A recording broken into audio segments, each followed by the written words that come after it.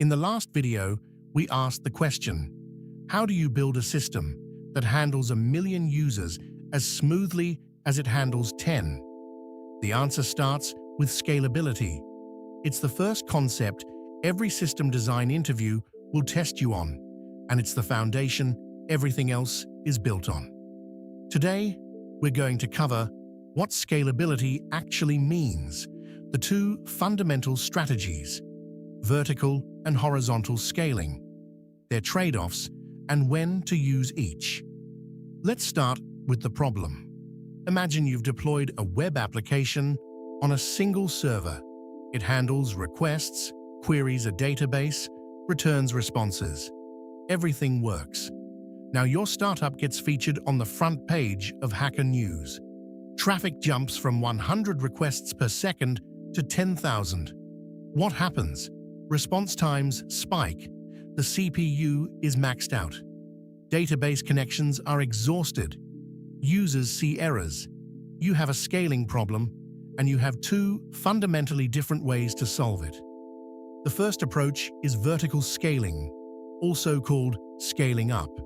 The idea is simple. Make your existing machine more powerful. Swap out the server for one with more CPU cores, more RAM, faster storage. Your application doesn't change. Your architecture doesn't change. You just get a bigger machine. This works, up to a point. The advantages are real. You don't need to change your application code. There are no distributed systems problems to solve. The operational complexity stays low. But vertical scaling has hard limits. At some point, you've bought the most powerful single machine available. There's no bigger box to upgrade to. And there's another problem. A single machine, no matter how powerful, is a single point of failure. If that machine crashes, your entire system goes down. For small teams and early-stage products, vertical scaling is often the right first move. It's cheap and fast, but it cannot be your only strategy. Think about what more powerful actually means in hardware terms. In 2024, the largest commodity servers you can reasonably deploy offer around 192 CPU cores and 6 terabytes of RAM. That sounds enormous, but even that ceiling gets hit, and the cost curve is not linear. Doubling compute capacity roughly quadruples cost at the high end because you are no longer buying commodity hardware. You are buying purpose-built, enterprise-grade machines with prices to match. Early Twitter ran on a handful of vertically scaled servers for years. When the 2010 World Cup arrived and traffic spiked to 3,000 tweets per second, multiple times their normal load, those servers fell over repeatedly. The famous fail whale error page became their brand identity. It was not a code problem. It was an architecture problem. Vertical scaling had reached its ceiling. The second approach is horizontal scaling, also called scaling out. Instead of making one machine bigger, you add more machines. 3 servers instead of 1. 10 servers instead of 3. 100 servers instead of 10. Each server handles a portion of the traffic. No single machine needs to handle everything. This is how every major internet company operates. Google, Amazon, Netflix. They don't have the world's biggest single server. They have hundreds of thousands of commodity servers working together. The advantages are significant. You can scale to virtually unlimited capacity by adding more machines. If one server fails, the others keep running. You can use cheaper commodity hardware. But horizontal scaling introduces complexity that vertical scaling doesn't have. How do you distribute requests across your servers? How do you keep data consistent across machines? What happens when a server fails mid-request? These problems are exactly what the rest of this series is about. Load balancers, distributed databases, caching layers. All of it exists to make horizontal scaling work. Netflix is one of the most instructive examples here. When they migrated from a single data center to AWS between 2008 and 2016, they moved to a horizontally scaled architecture running across thousands of commodity instances. A single instance failure now affects a fraction of a percent of traffic. The system degrades gracefully rather than collapsing entirely. They built what they call a chaos monkey, software that deliberately kills random instances in production, specifically because they needed to prove their architecture was resilient to individual server failures. Amazon itself runs on the same principle. Their retail platform is decomposed into hundreds of independent services, each horizontally scaled independently.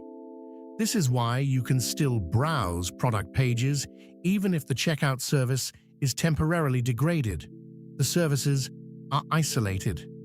Horizontal scaling, done properly, is not just about capacity, it is about resilience. So which do you choose? In system design interviews, the answer is almost always horizontal scaling for stateless application servers and a combination of both for databases. Here's how to think about it. Stateless application servers, the servers that handle your business logic, are easy to scale horizontally. Each request is independent. Any server can handle any request. You just add more servers. Databases are harder. They hold state. You can't just add more database servers without thinking about data consistency. This is why database scaling, sharding, replication is its own topic, and we'll dedicate a full video to it. The practical architecture used by most mature systems looks like this: a load balancer in front of many stateless application servers, backed by a database cluster that combines both vertical scaling and intelligent horizontal strategies. There is also the question of cost. A 32-core, 256GB RAM server costs roughly 5 to 10 times more than a basic 4-core, 16GB RAM instance on AWS or GCP. But 10 of those basic instances give you 40 cores and 160GB of RAM distributed across 10 machines, with 10 times the fault tolerance at a similar or lower price point. At the commodity tier, horizontal scaling wins on cost.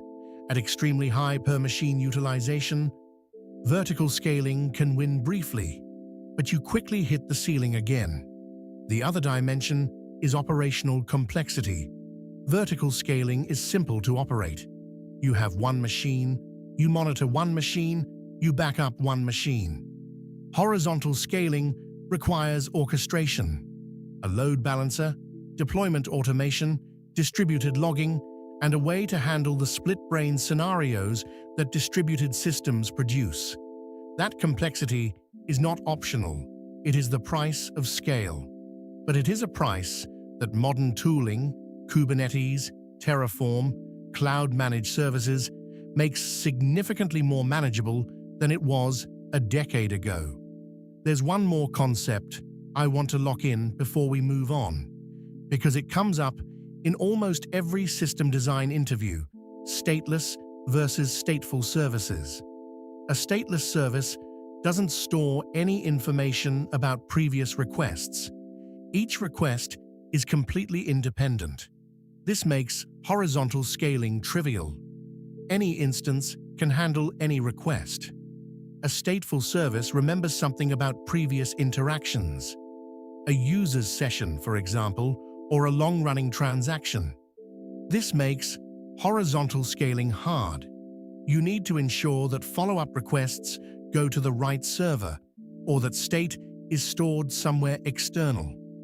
The most important design principle you can take from this video: push state out of your application's servers. Store sessions in Redis. Store files in object storage. Keep your application servers stateless. That's what makes horizontal scaling clean. The classic failure mode is session pinning, also called sticky sessions, where a load balancer is configured to always route a given user to the same server, because that server holds the user's session data in local memory. This works until that server crashes, at which point the user's session is lost and they're logged out, or until you try to do a rolling deployment, and suddenly requests are being routed to an instance that hasn't received the latest code yet. Sticky sessions are a band-aid that creates more problems than it solves. The real fix is externalizing the state. When your application servers store no local state, you can restart any of them at any time. Deploy new code with a rolling restart, add 10 more instances during a traffic spike, and remove them afterwards, all without any user-facing impact. That is what a truly stateless, horizontally scaled application tier looks like. Now let's talk about how scalability specifically shows up in system design interviews, because knowing the concept and knowing how to apply it under interview pressure are two different things. When an interviewer says, "Design Instagram" or "Design Uber," scalability is the silent constraint behind every decision you make. Here is how to handle it explicitly using the 4-step framework. Step 1. Clarify scale requirements up front. Before drawing anything, ask, how many daily active users are we designing for? What is the read-to-write ratio?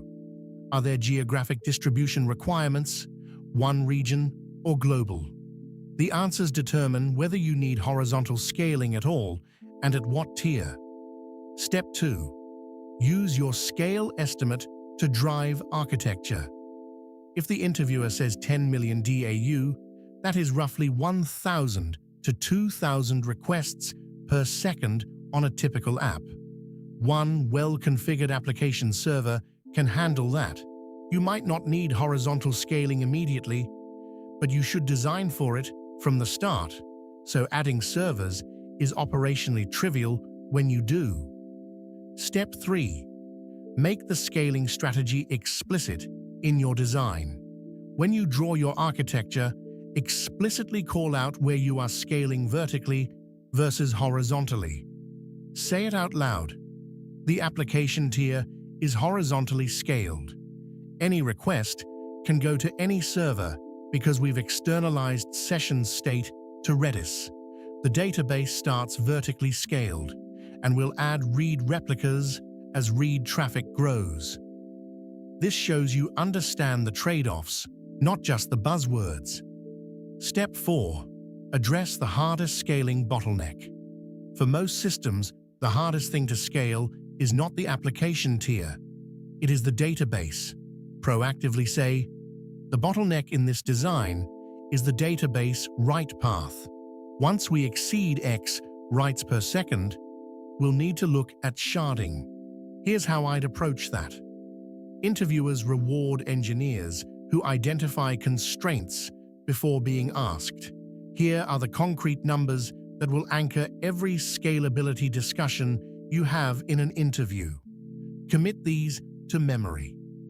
A standard commodity server, 4 cores, 16 gigabytes of RAM, handles roughly 1,000 to 5,000 HTTP requests per second, depending on how compute-heavy each request is. A lightweight API serving cached data can push 10,000 requests per second on that same box. Vertical scaling ceiling in practice. The largest single-socket servers available from AWS or GCP offer around 192 vCPUs and 6 terabytes of RAM. The AWS X2 IDN on 3 gigs large, for example, gives you 128 vCPUs and 2 terabytes of RAM at roughly $20 per hour. That sounds powerful, but it is still one machine, one failure domain. The cost inflection point.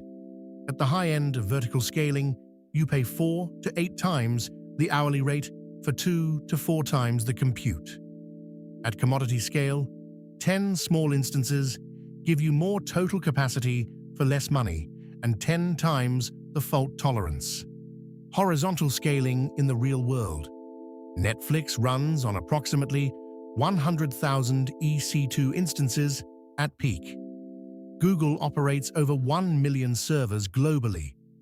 Twitter at its peak handled around 400,000 tweets per day, about 6,000 tweets per second, across hundreds of application servers behind load balancers. Memory versus storage latency, numbers that matter for understanding why stateless design works. Reading from RAM takes roughly 100 nanoseconds. Reading from an SSD takes around 100 microseconds. Reading from a spinning disk takes 10 milliseconds. This is why keeping state in an external Redis cache memory is always faster than keeping it on disk local to the application server. When you push state external, you lose nothing if the external store is in memory. Database connection limits. A typical PostgreSQL or MySQL instance handles somewhere between 200 and 1,000 concurrent connections before performance degrades. At 10 application servers, each opening 50 connections, you hit 500 connections, already approaching the limit. This is why connection poolers like pgBouncer exist, and it is also why database scaling is harder than application server scaling. Let's recap. Scalability is a system's ability to handle growth.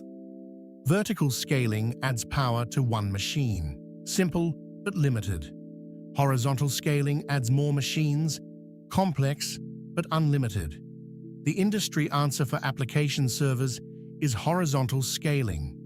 Keep them stateless. Use a load balancer. Add more when you need them. The key insight that ties this together: horizontal scaling is not just about handling more traffic. It is about building systems that degrade gracefully under failure. Every major internet company has converged on this architecture, not only because it scales, but because it survives. In the next video, we go deep on load balancers, how they work, what algorithms they use, why Layer 7 is almost always what you want in a modern application, and how to design a load balancer layer that is itself highly available. Load balancing is the mechanical answer to the question horizontal scaling creates. If you have 10 servers, how does a request know which one to go to? That is where we start in video 3. Subscribe, and I'll see you there.